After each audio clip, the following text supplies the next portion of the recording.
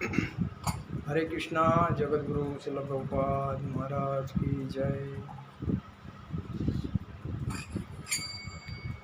जय राधा माधव कुंज बिहारी। जय राधा माधव कुंज बिहारी।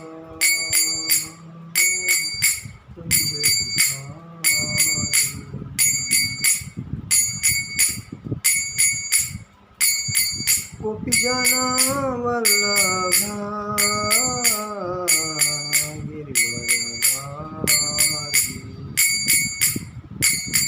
गोपीजना वल्लभा गिरिवरधारी।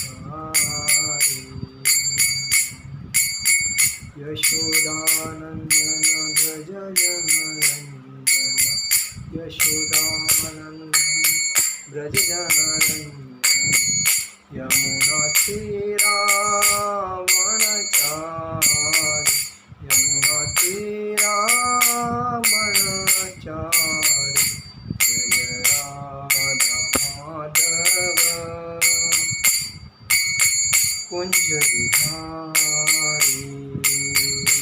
जय राधा माधव कुंज बिहारी। हरे कृष्णा कृष्णा कृष्णा हरे हरे। हरे राम राम राम हरे हरे। हरे कृष्णा कृष्णा कृष्णा हरे हरे। हरे राम राम राम हरे हरे। हरे कृष्णा कृष्णा कृष्णा हरे हरे। हरे राम राम हरे।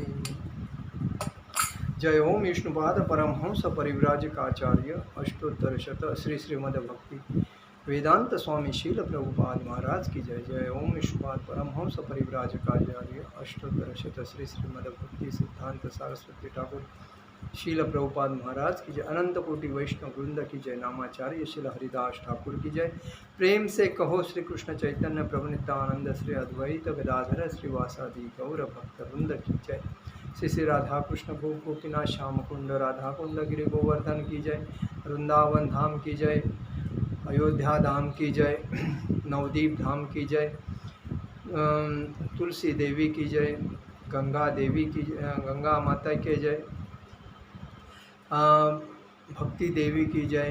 यमुना देवी की जय। हरिनाम संकीर्तन की जय। समवेद भक्त वृंद की जय। समवेद भक्त वृंद की जय। समवेद भक्त वृंद की जय। श्री श्री गुरु गौरांग की जय। आज हम लोग भगवद गीता के अध्याय पे बात करेंगे। न त्ववाह जातु नास न त्वनेमे जनाधिपः न चैव न भविष्याम सर्ववयमतः परमम्। न त्वेवाह जातु नास न त्वनेमे जनाधिपः न चैव न भविष्याम सर्ववयमतः परमम्। न म्हणजे नहीं, तू म्हणजे लेकिन, एव म्हणजे निश्चय ही, अहम म्हणजे मैं, जातू म्हणजे किसी काल में, न म्हणजे नहीं, असम म्हणजे था, न म्हणजे नहीं, त्वम म्हणजे तुम, न म्हणजे नहीं, इमे म्हणजे ये सब, जन अधिपात राजागण, न म्हणजे कभी नहीं, स म्हणजे भी, एव म्हणजे निश्चय ही, न म्हणजे नहीं, भविष्यात रहेंगे सर्वे, वयम हम सब, अत परम इससे आगे। ऐसा कभी नहीं हुआ कि मैं न रहा हूँ न हो या तुम न रहे हो, अथवा ये समस्त राजा न रहे हो, और न ऐसा है कि भविष्य में हम लोग नहीं रहेंगे, भगवान बोलते हैं। तात्पर्य श्रील प्रभुपाद महाराज की जय। वेदों के कठोपनिषद में तथा श्वेताश्वतर उपनिषद में भी कहा गया है कि जो श्री भगवान असंख्य जीवों के कर्म तथा कर्मफल के अनुसार उनकी अपनी अपनी परिस्थितियों में पालक है, वही भगवान अंश रूप में हर जीव के हृदय में वास कर रहे हैं। केवल साधु पुरुष जो एक ही ईश्वर को भीतर बाहर देख सकते हैं, पूर्ण एवं शाश्वत शांति प्राप्त कर पाते हैं। कौन देख सकते हैं? साधु। और जो एक शुद्ध भक्त है वही उनको अंदर बाहर से देख सकते हैं। नित्यो नित्याना चेतश्वेतनानाम एको बहुणायो विदधाति म कामान् तस्मात् तथा ये नुपशन्ति धीरास्तेता शांति शाश्वती नेतरेषाम। इधर क्या बताया गया है? जो वैदिक ज्ञान अर्जुन को प्रदान किया गया वही विश्व के उन समस्त पुरुषों को प्रदान किया जाता है जो विद्वान होने का दावा जो तो करते हैं, किंतु जिनके ज्ञान राशि न्यून है। भगवान यह स्पष्ट करते हैं कि वे स्वयं अर्जुन तथा युद्ध भूमि में एकत्र सारे राजा शाश्वत प्राणी हैं और इन जीवों की बद्ध तथा मुक्त अवस्था में भगवान ही एकमात्र उनके पालक है। भगवान परम पुरुष है तथा भगवान का चिर संगी अर्जुन एवं वहाँ पर एक सारे राजागण शाश्वत पुरुष है।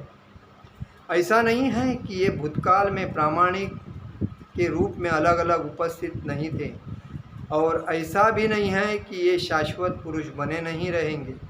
उनका अस्तित्व भूतकाल में था और भविष्य में भी निर्बाध रूप से बना रहेगा। अतः किसी के लिए शोक करने की कोई बात नहीं है।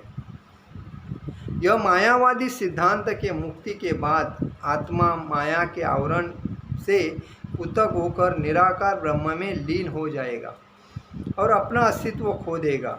यहाँ पर परम अधिकारी भगवान कृष्ण द्वारा पुष्ट नहीं हो पाता, न ही इस सिद्धांत का समर्थन हो पाता है कि बद्धावस्था में ही हम अस्तित्व का चिंतन करते हैं।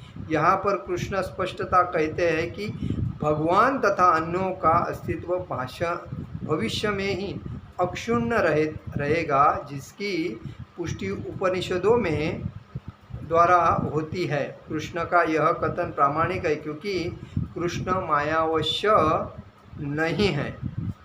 यदि अस्तित्व तथ्य न होता तो फिर कृष्ण इतना बल क्यों देते, और वह भी भविष्य के लिए। मायावादी यह तर्क कर सकते हैं कि कृष्ण द्वारा कथित अस्तित्व आध्यात्मिक न होकर भौतिक है।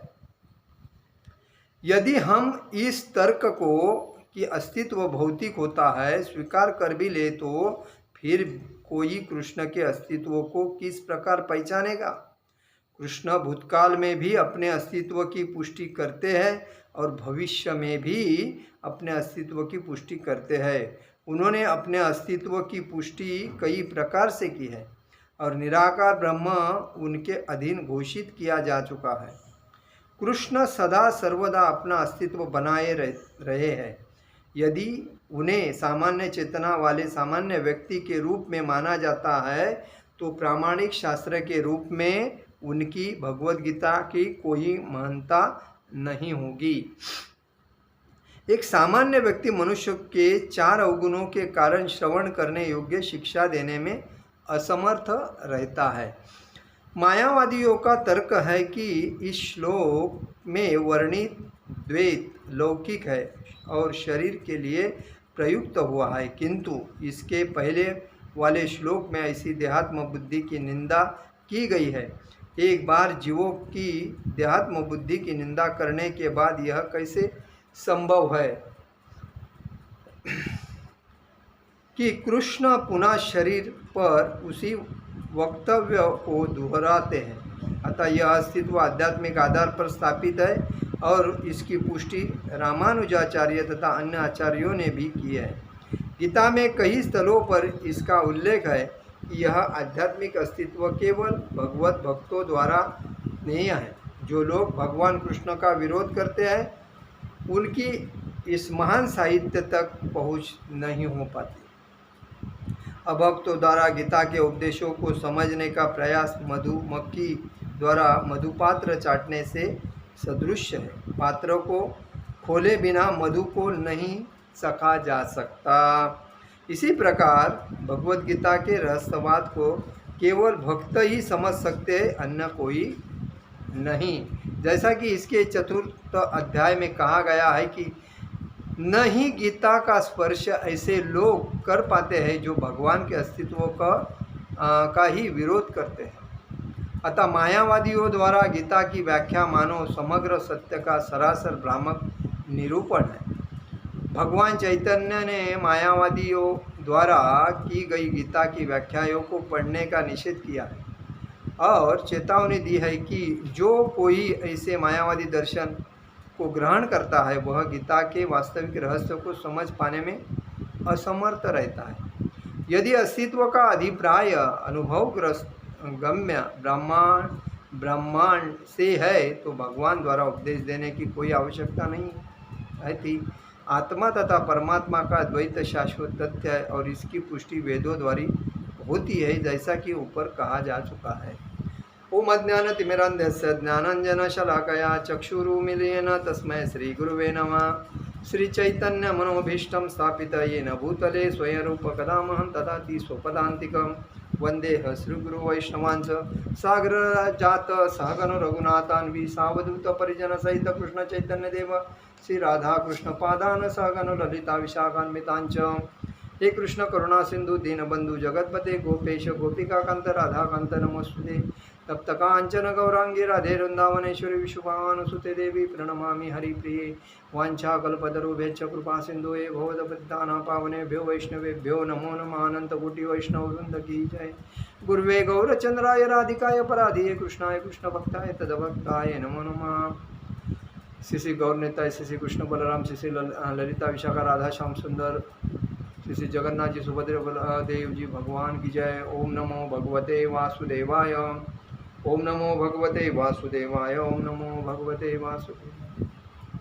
आज हम लोग इस अध्याय में भगवत गीता के अध्याय में क्या पढ़ रहे हैं। भगवान यही बोलते हैं अर्जुन को कि ऐसा कभी नहीं हुआ है कि मैं न रहा हूँ या तुम न रहे हो अथवा ये समस्त राजा न रहे हो, और ऐसा है कि भविष्य में हम लोग नहीं रहेंगे। ये क्यों बोल रहे हैं? क्योंकि ये भगवान जो युद्ध कर रहे थे ये सब भगवान कर रहे थे, लेकिन अर्जुन अपने सगे संबंधी गुरुजनों को देख के एकदम हैरान हो गया था, मैं अपने लोगों को कैसा मारूं। लेकिन वही भगवान उसको याद दे रहे थे जब द्रौपदी का इतने लोगों के बीच में वस्त्रहरण हो रहा था, तभी ये तुम्हारे गुरुजन तुम्हारे बंधु सब चुपचाप थे, और वो एक जो दुर्योधन था उसके बारे में उसको डर के चुपचाप थे। तो इसका मतलब ये तो उसी टाइम मर गए जिस टाइम कि वस्त्रहरण हो रहा था। लेकिन अभी आप जो इनके बारे में सोच रहे हैं वो आप गलत सोच रहे हो। तो अगर ये नहीं रहने से कुछ फर्क नहीं पड़ता है, क्योंकि ये सब कुछ मैं कर रहा हूँ। जो वैदिक ज्ञान अर्जुन को प्रदान किया वही है समस्त पुरुषों को प्रदान किया जाता है। जो विद्वान होने वाला दावा तो करते हैं, किंतु जिनका ज्ञान राशि न्यून है, भगवान यह स्पष्ट करते हैं कि अर्जुन तथा युद्धभूमि में एक सारे राजा शाश्वत प्राणी है। भगवान क्या बोलते हैं? ये सब प्राणी है, ये अभी युद्धभूमि में आए हैं तो युद्ध करके लड़ेंगे तो अगला जन्म, नहीं तो ये ऐसा ही वो तो मरने वाले हैं, क्योंकि ये शरीर बदलने वाले हैं। क्योंकि आज इनका शरीर, आत्मा तो मरता नहीं, आत्मा तो कपड़े जैसे बदलते वैसे शरीर बदलता है। तो ये जो है तो ये प्राणी है, वो तो मरने वाले हैं, तो तुम उसके लिए दुख मत करो। इन जीवों की बद्ध तथा मुक्त अवस्थाओं में भगवान एकमात्र उनके पालक है। उनका कौन पालक है? भगवान खुद ही पालक है। मारने वाले भी है वो, तारने वाले भी उनके वही है। परम पुरुष है भगवान पुरुषोत्तम परम पुरुष है तथा भगवान का चिर संगी अर्जुन एवं एक पात्र सारे राजगण शाश्वत पुरुष है। प्राणियों के रूप में अलग अलग उपस्थित नहीं थे, ऐसा भी नहीं है कि शाश्वत पुरुष बने नहीं रहे। उनका अस्तित्व भूतकाल में था और भविष्य में भी निर्बाध रूप से बना रहेगा। किसी के लिए शोक करने की कोई बात नहीं। भगवान क्यों बोल रहे हैं अर्जुन को, ये जो है ये प्राणी हैं, ये तो शरीर छोड़ने वाले हैं, तो इनके बारे में शोक करने का कोई बात ही नहीं है। और जो मायावादी है, सिद्धांत की मुक्ति के बाद आत्मा माया के आवरण के मुक्त होकर निराकार ब्रह्म में लीन हो जाएगा, अपना अस्तित्व खो देगा। जो माया के अधीन हो जाता है वो अपना अस्तित्व ही खो जाता है। परम अधिकारी भगवान कृष्ण का, भगवान पुरुषोत्तम कृष्ण का पुष्ट नहीं हो पाता। देखिए इसमें दिया है, जो अधिकारी रहते हैं वो भगवान की प्रचार नहीं करते हैं, क्योंकि अधिकारी मंत्री वगैरह जो प्रचार नहीं करेंगे, क्योंकि उनको भ्रष्ट काम करना रहता है। और इसीलिए तो इधर कहा गया अधिकारी भगवान द्वारा पुष्ट नहीं हो पाता, न ही सिद्धांत का समर्थन हो पाता है। बद्ध अवस्था में ही हम अस्तित्व का चिंतन करते हैं। कृष्ण स्पष्ट कहते हैं कि भगवान तथा अन्यों का अस्तित्व भविष्य में ही अक्षुण्ण रहेगा, जिसकी पुष्टि उपनिषदों में क्या कृष्ण का प्रामाणिक कथन है, क्योंकि कृष्ण मायावश्य नहीं है। कृष्ण भगवान ये प्रामाणिक बोल रहे हैं क्योंकि वो मायावश्य नहीं है, माया उनका बाह्य रूप है। कृष्ण भूतकाल में भी अपने अस्तित्व की पुष्टि करते हैं, भविष्य में भी करते हैं अस्तित्व की पुष्टि। उन्होंने अस्तित्व की पुष्टि कई प्रकार से की है और निराकार ब्रह्म के उनके अधीन घोषित किया जा चुका है।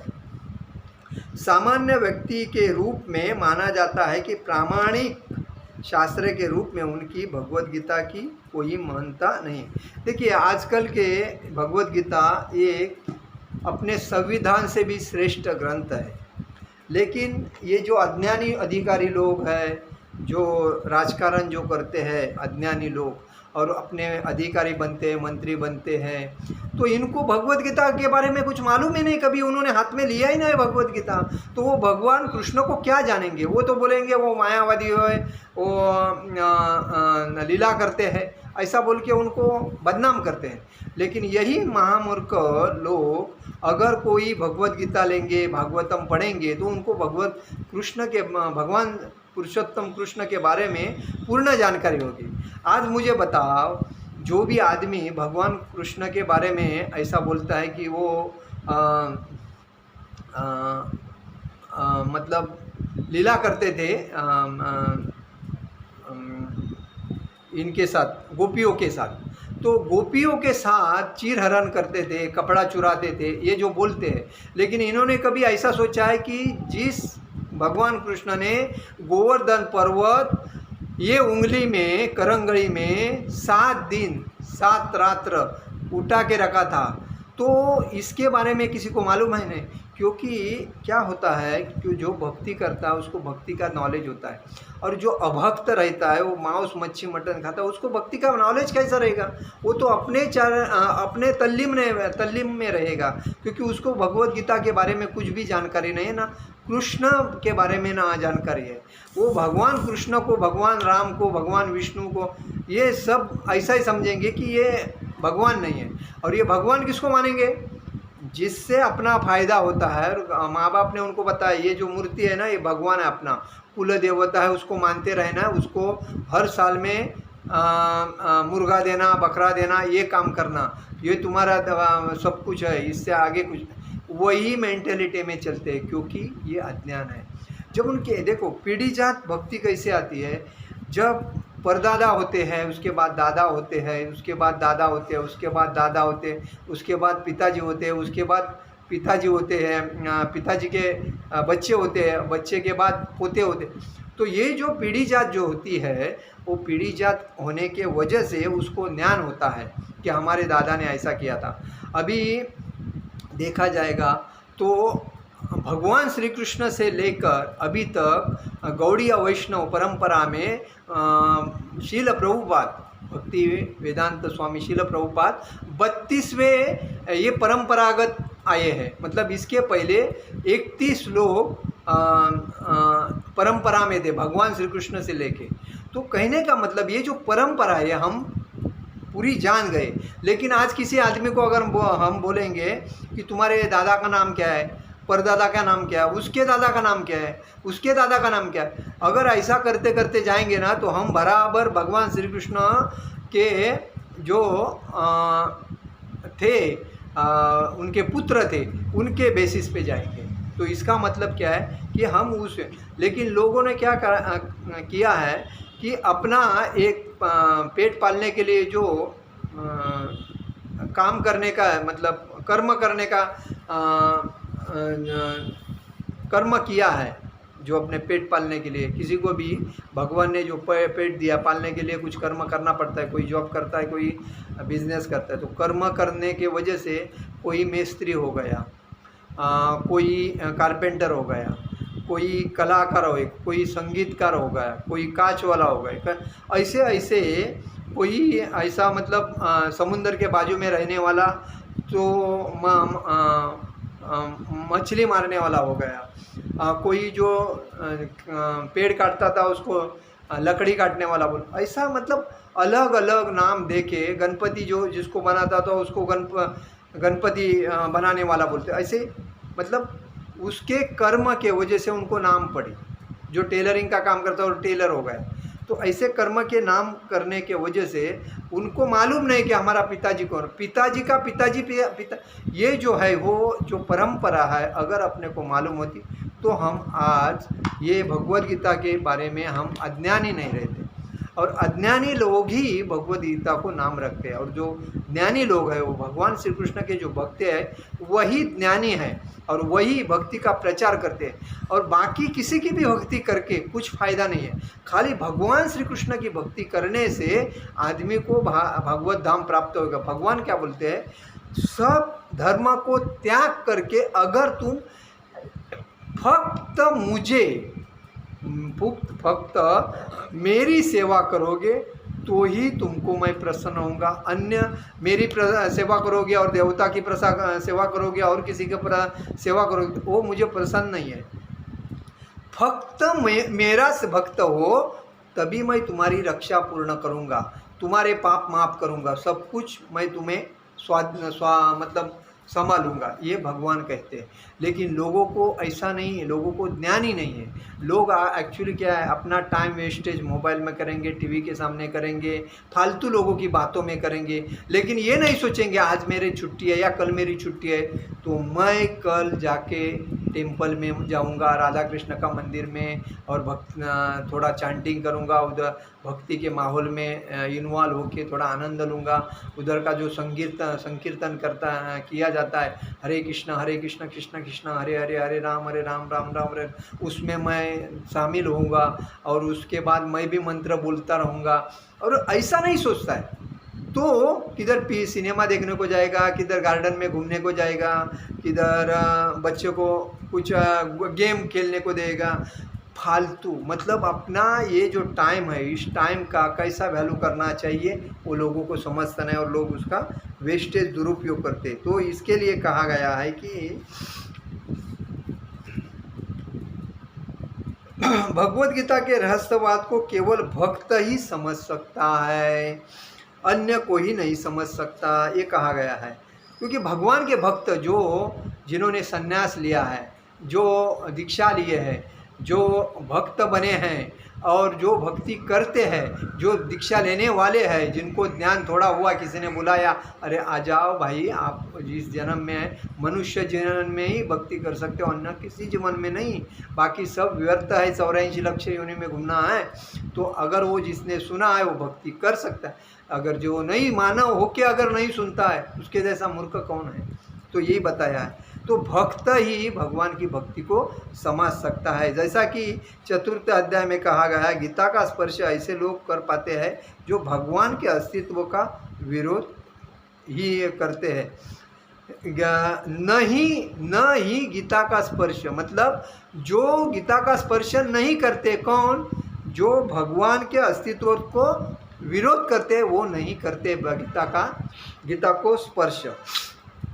मायावादियों द्वारा गीता की व्याख्या मानो समग्र सत्य का सरासर भ्रामक निरूपण है। मायावादी जो लोग रहते हैं, जो मांस, मच्छी, मटन, दारू, अंडा, परश्री, संभोग, जुआ खेलते हैं, ये जो है, और देश के बारे में या किसी ईर्ष्यावादी जो रहते हैं, ये लोग अक्षरशः इसके बारे में कुछ जानते नहीं हैं।